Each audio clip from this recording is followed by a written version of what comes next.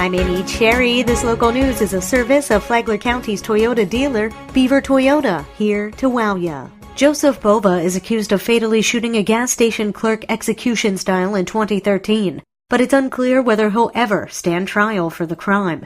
Since the murder, Bova has spent half his time in jail and the other half in a state hospital after a court found him incompetent to stand trial. The latest ruling of incompetence came just yesterday, despite an ongoing lawsuit from Zuhaili Rosado's family that claims Bova threatened Rosado's life a week before the murder and returned to make good on the promise. Bova's public defender said in court his client's in very bad shape. 13 months ago, Bova wrote to the court simply saying, "I'd like to plead guilty." The document was declared irrelevant given his mental state. He's scheduled for another status hearing in April. This portion of Flagler's Morning Local News, a service of the Daytona Beach International Airport. Save time, money, and stress. Daytona Beach International Airport, it's just plain easy.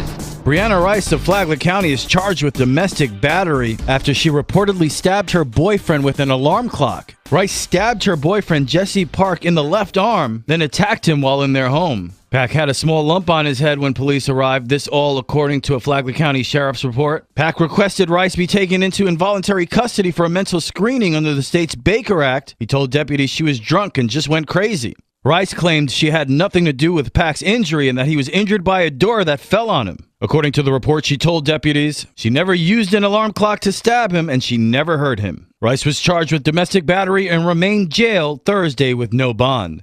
From the WNZF Newsroom, I'm Rich Carroll.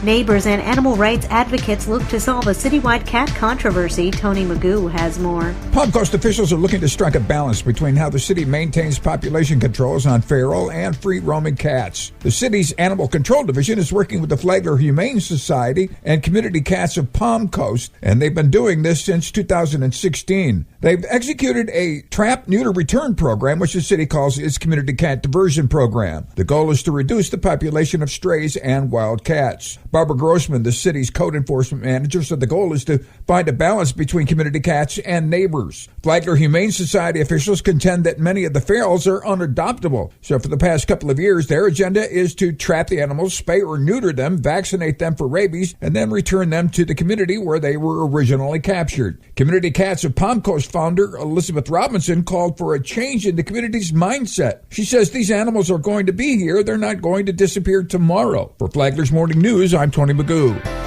An effort to raise awareness about a growing health problem gains some traction, John Arking explains. The Flagler County Board of Commissioners will again support Florida Hospital Flagler in its efforts to raise diabetes awareness by raising the Unite for Diabetes blue flag on Monday morning at 8:15. Among the speakers will be Commissioner Nate McLaughlin. I have it, my father had it, my grandmother had it, so it's something in my family that we're very familiar with. And it's very important that people understand that, this is a disease that in some measure that we can, get a handle on, mostly through diet and weight control and those kind of things. But if people are aware, the earlier they're aware, the better the chances are of controlling it. Also speaking will be Flagler County Health Department Administrator Bob Snyder, who will introduce a diabetes education, training, treatment, and prevention program that will begin in 2019. Diabetes affects 14% of Flagler County adults, and it was identified as a local health priority during the last community health assessment. From the WNZF Newsroom, I'm John Arking.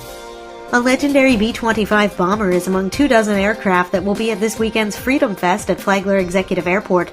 Roy Seeger, director of the airport, tells WNZF about the history of the special plane. So the B-25 bomber, Mitchell, is a World War II medium bomber, and it was really made famous by Jimmy Doolittle and called the Doolittle Raiders, where they actually flew these bombers off the USS Hornet. They did that due to a surprise attack on Japan to bomb Tokyo. While the plane at Freedom Fest didn't fly off the USS Hornet, planes like it will be present. The show aims to celebrate freedom in America by paying tribute to veterans. Admission is free. Gates open at 10 a.m. with opening ceremonies at noon, featuring the Warbirds Flyby Parade that includes the B-25 bomber on display. Seeger will serve as air boss for the parade. And now you're up to date on Flagler's Morning News. I'm Amy Cherry.